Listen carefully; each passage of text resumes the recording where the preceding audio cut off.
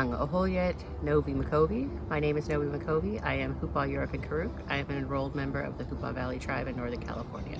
Well, the most valuable thing to me is probably my regalia. They're the things that I value the most. They're the things that I have a plan. If there's a fire, they're the first things that I grab. They're more important than everything else in my home, or is my regalia. So this cap is actually a cap that my mom bought for me about 15 years ago. And then this is a necklace that my mom actually did make for me.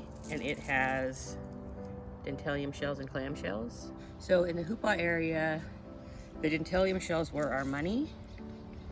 And so we would have strings of the dentalium shells minus the beads. And there was tattoos on your arm, and they would measure them up their arm for how much they were worth. We used the rivers for our trade routes. So the Klamath and Trinity rivers, traders would come up and down the rivers into the different villages and trade that way. And we would trade for all kinds of different materials. In Hupa, we're not on the coast, right? So these shells come from the ocean. So we had to trade for these shells. But this was our money back in the day. This is what we valued as money instead of the dollar. Although today, these shells cost quite a bit a piece in US dollars. Traditionally, we didn't own like the land that we live on.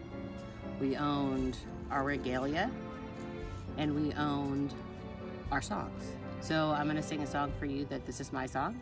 This is a song that my mother gave to me when I was in my 20s.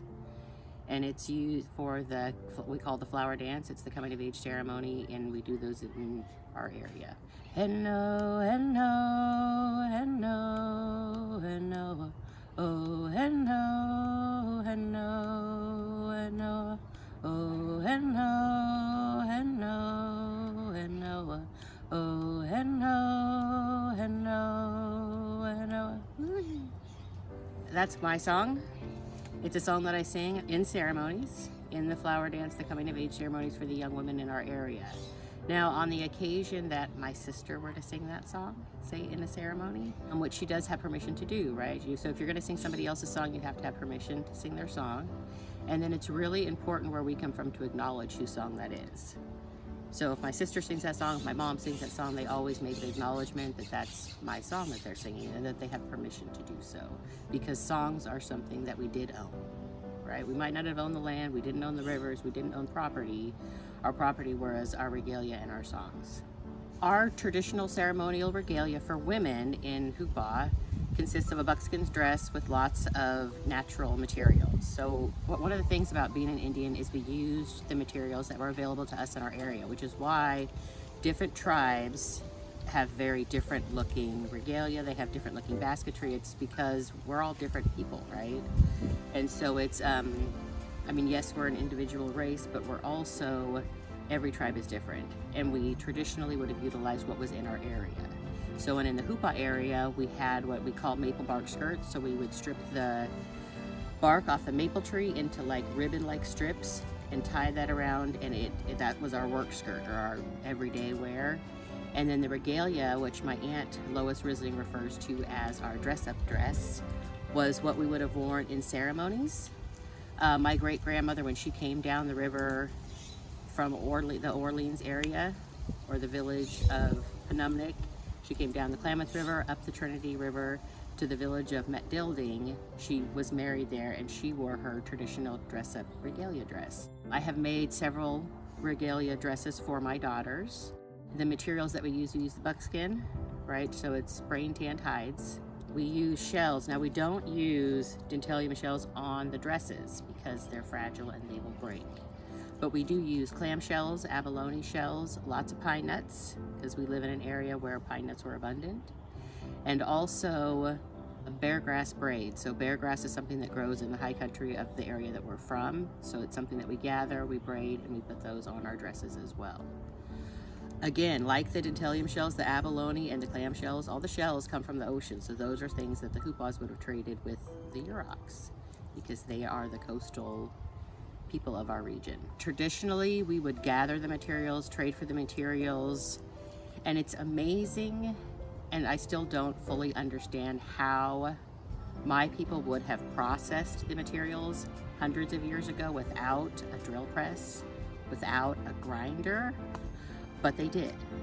And it is truly amazing the craftsmanship that went into these things. So these dresses today, they cost a lot of money. Just the tools, because I had to buy a drill. Yeah, I have to have a drill press, I have to have a grinder, a Dremel, tools just to clean the pine nuts out. And just the tools alone probably cost $500 or $600 just to get started.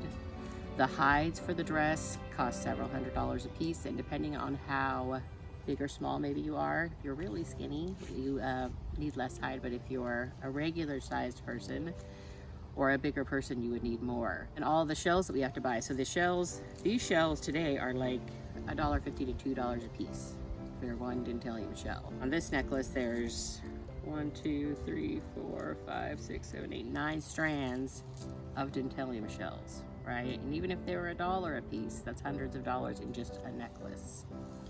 When we do these ceremonies, it costs money to drive to the places to gather the materials. So we did it's called Angelica root is what we use in our ceremonies. And it's about a 4-hour drive to gather that from where I live today in Sacramento.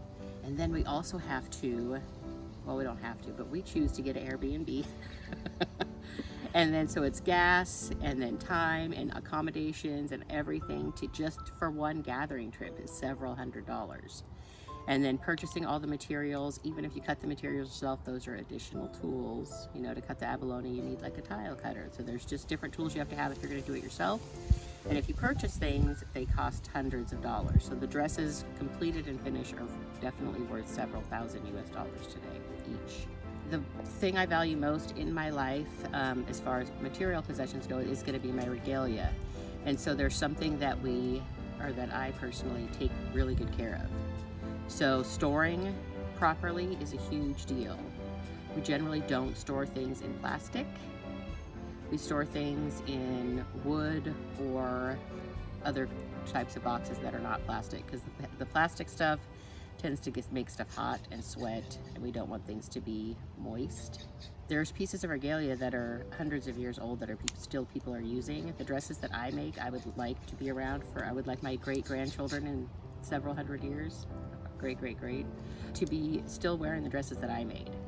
And so a lot of time and money and energy goes into the creation of the regalia, but equally as important is the storage of this regalia, how you take care of it. So you don't put it in a damp place, right? You need to be really mindful of where you're keeping your stuff, because just like with anything else, you know, moisture can damage it.